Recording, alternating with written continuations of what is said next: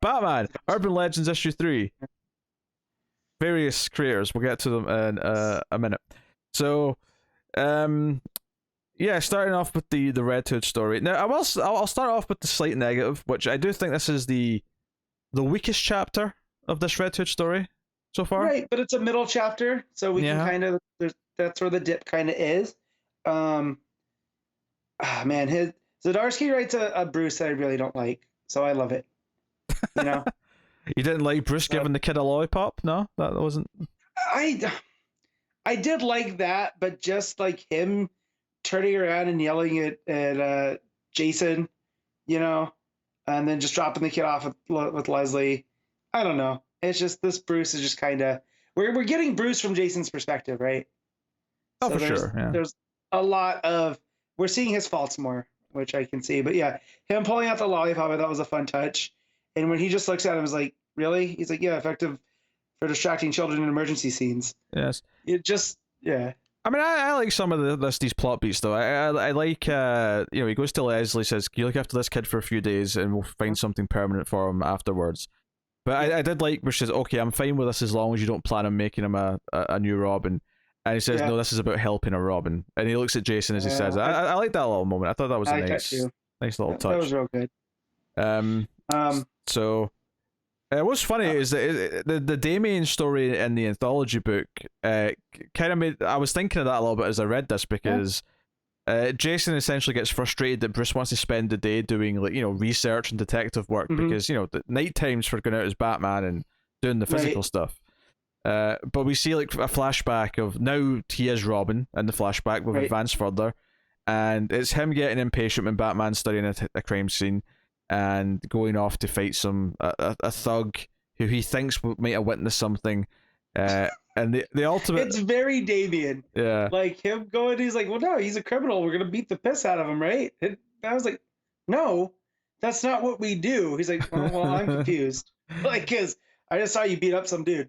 Yeah, Jason just assumes that this guy can't be trusted because he has a past, and Batman's like, no, he's reformed. He's actually been on the straight and narrow for a while. People can change. That's kind of part of the point of justice. And Jason says, no, he's a thief, and people don't change.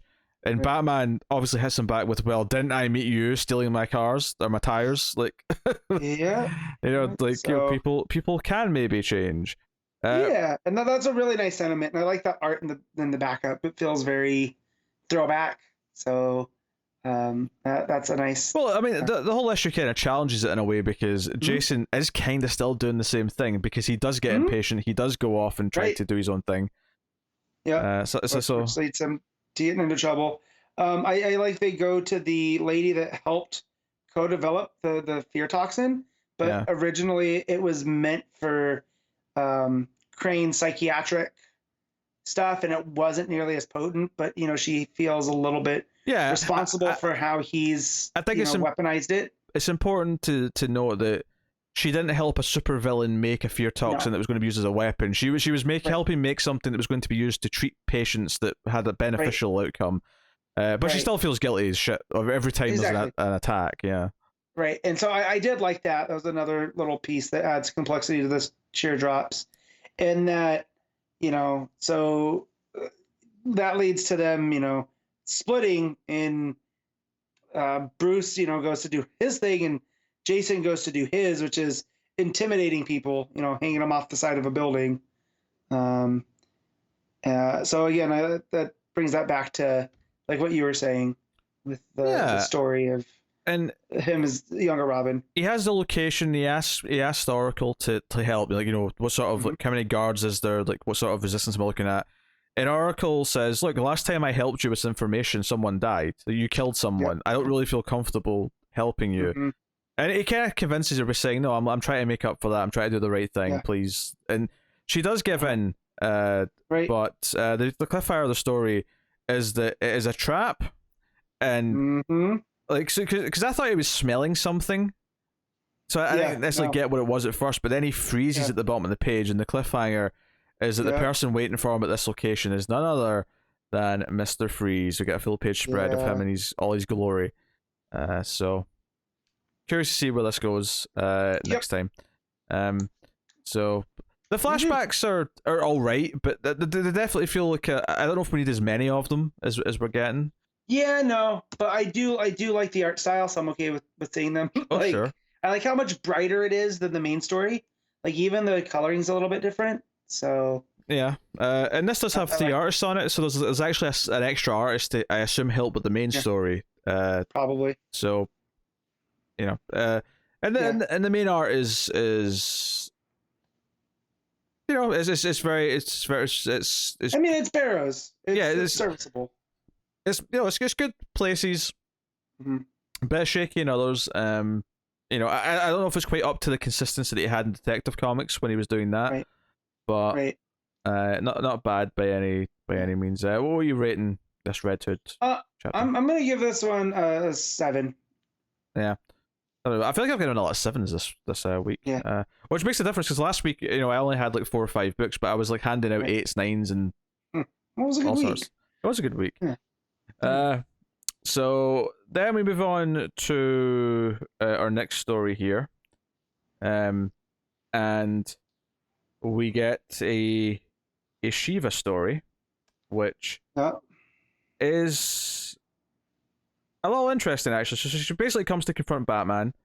Wants to have a chat, very un-Shiva like, but wants to talk about Cass, and it becomes just about taking my daughter away from me. Mm-hmm. This is one of these things where it kind of like rubs me the wrong way a little bit conceptually, just because I feel like sometimes they return to the same idea a little bit too often. Yep. And I feel like we've had Shiva confront Batman over this kind of thing before. It's regressive. Yeah. It's where we got to a point in Outsiders where she's like, look, clearly I'm not meant for this mother thing. She's still my daughter. I'm going to keep an eye on her, but you're better at this than I would ever be. And I like that's where they left it. So her coming back and almost like basically death by Batman.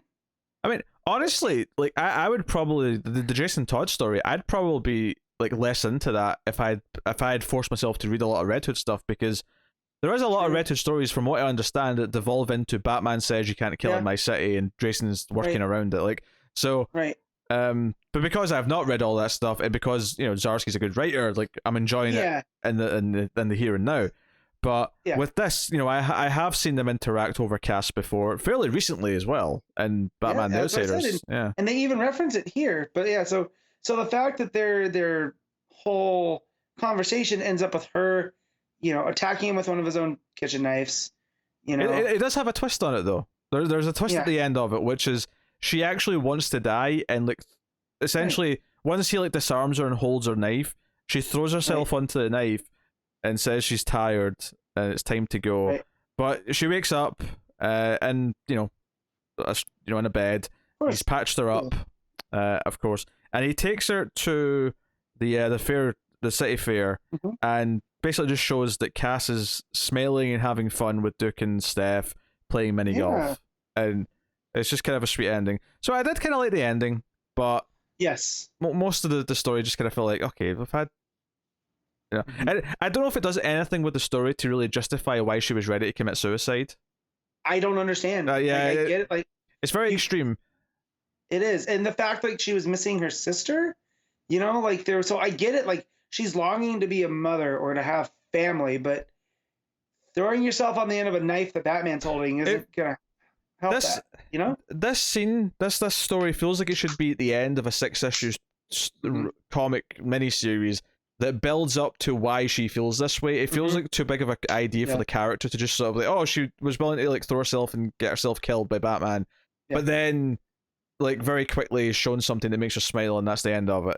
It feels just too big dramatically to just squeeze into a short story like this. So especially since this is in continuity. This is the in continuity Shiva, which is the because she goes to his new place, right? Like he talks about the neighbors. Yeah, that's right. That's right. So yeah, I mean, so again, and I've really come to like Shiva over the last couple months. Like it's a great character. I just love the idea of this badass martial artist assassin lady. So yeah, and it seemed very out of character for her. Like, and I like shows the disappointed mom thing, like you said. Like she's missed out on her daughter's life because of the life she's chosen. Like that's a plot point that's very relatable for a lot of people, you know. But yeah, here it seemed to be missing a huge chunk, and Yeah, that's disappointing. yeah, very weird, very weird. Some ideas towards the end, but it felt like you can't Yeah. just throw that in willy nilly like that. I did love seeing her with Steph and Duke, because that's a nice Oh, trinity. sure.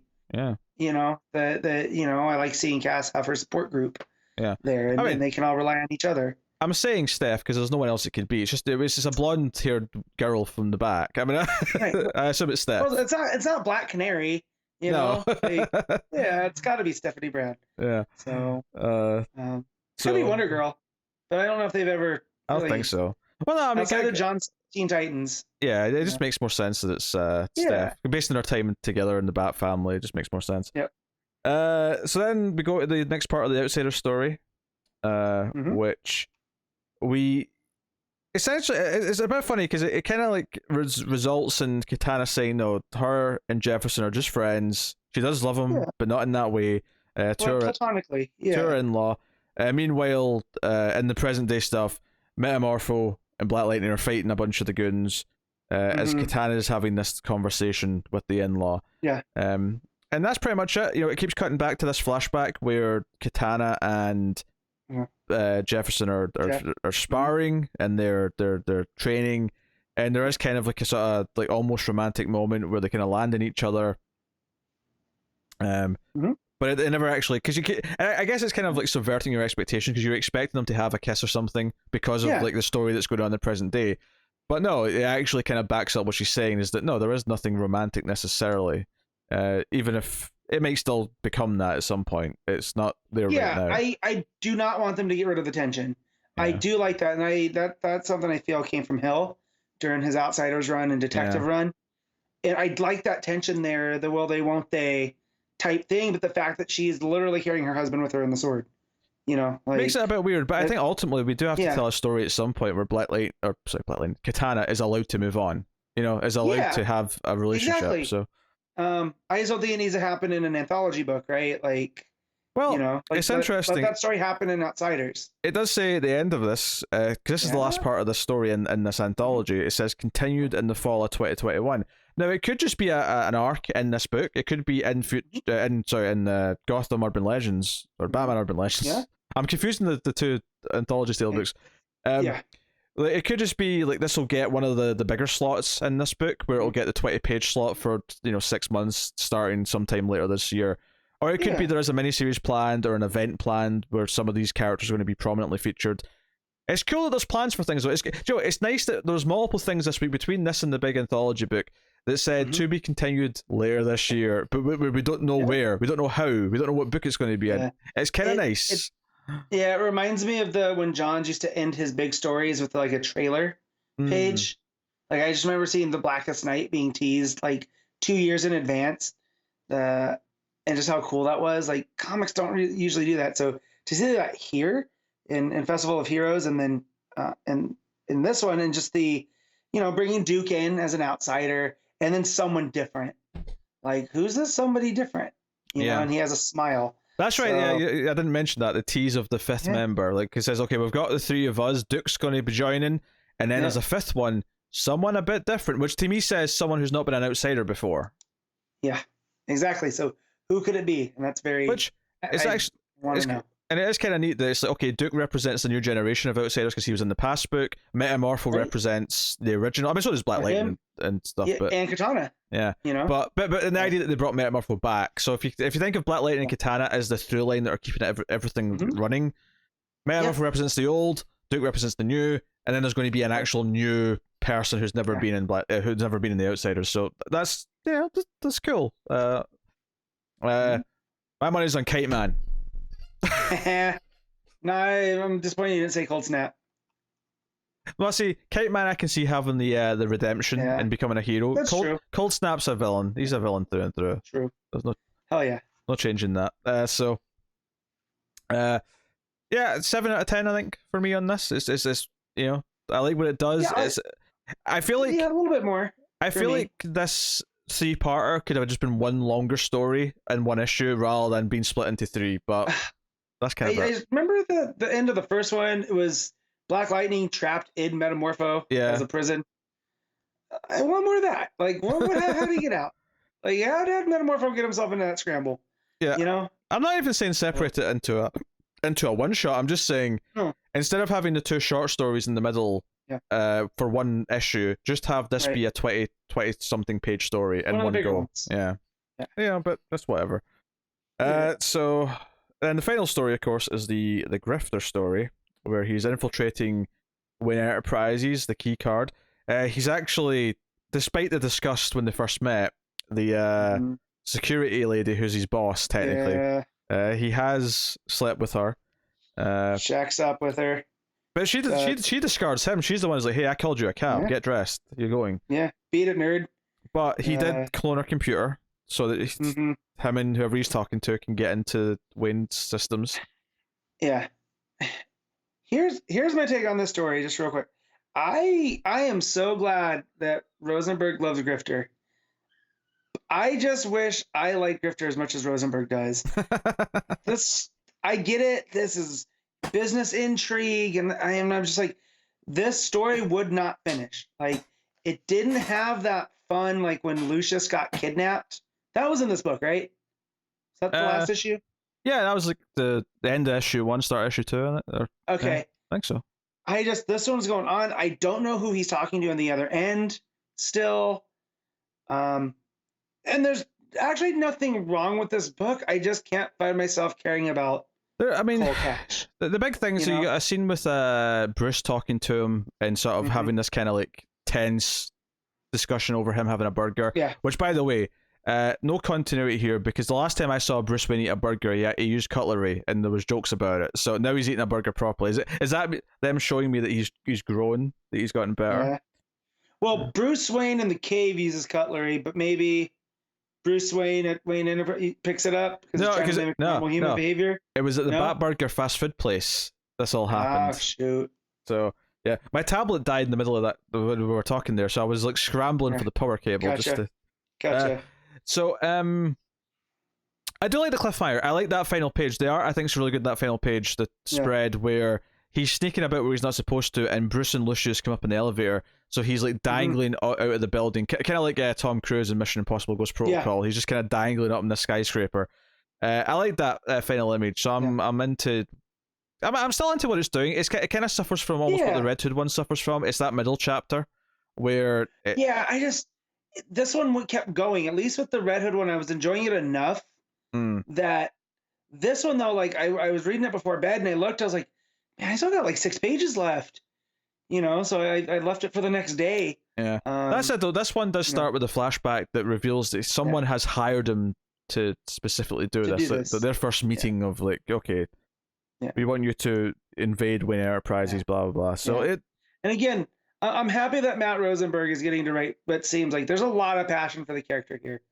It just doesn't translate to me, Like I'm sure, like if I wrote a Guy Gardner story and you read it, you'd be like, okay, I don't care that much about Guy Gardner, but I'm happy you're happy. That's how I feel with the Grifter story. Yeah, there is the Grifter Batman scene where in the middle of the 2-page layout, Batman takes apart his guns in his hands, and he's like, that's again, that was a neat touch. There's a lot of fun stuff in there. Yeah, that's one of the fun. That's why I'll retract what I said about the fun stuff. Felt like it was missing. That was a good one, and these are useless now. Yeah. So yeah. All right, what are you rating it? I'll give this a 7. Yeah, a lot of 7s. So I'm in the 7s, but I think I'm probably going to agree with the 7 on this story.